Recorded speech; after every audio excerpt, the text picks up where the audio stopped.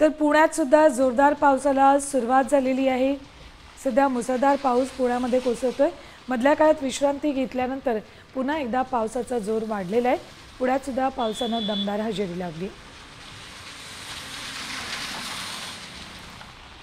पुण्यातल्या पावसाबाबतचे अपडेट्स देतात आमचे प्रतिनिधी अक्षय बडवे। जोरदार पावसाला सुरुवात झालेली आहे। मध्यवर्ती भागांसह उपनगरात पावसाची जोरदार बॅटिंग आपल्याला पाहायला मिळते। खरं तर मध्यरात्रीपासूनच पावसाने वेग धरला होता आणि परिणामी आज सकाळपासून आपण जर बघितलं तर पुणे शहरात सर्व दूर आभाळ आलेलं आहे आणि याच प्रमाणे पुणे शहरात पावसाचा ज्या वेग आहे तो देखील मोठा असल्याचं आपल्याला चित्र पाहायला मिळतंय। पुणे शहराला गेल्या 2 दिवसांपासून अलर्ट जारी करण्यात आलेला आहे आणि त्यामुळे आपण जर पाहू शकतो तर सर्व दूर झालेल्या पावसामुळे पुण्यातील मुठा नदी जी आहे ती देखील आता भरल्याचं चित्र आपल्याला पाहायला मिळतंय।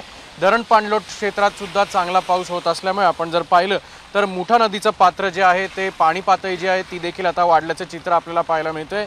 मी सध्या पुण्यातील SM जोशी पुलावर आणि आपण जर पाहिलं तर खडकवासला धरण असेल किंवा इतर धरणं असतील त्यामध्ये देखील चांगला पाऊस झाल्यामुळे तसंच शहराच्या मध्यवर्ती भागांसह सगळी ठिकाणी जर आपण पाहिलं तर पावसाचा जोर वाढलेला असून पाणी पातळीत वाढ होताना दिसते। कॅमेरामन सुमित भोसलेसह अक्षय बडवे, साम TV न्यूज, पुणे।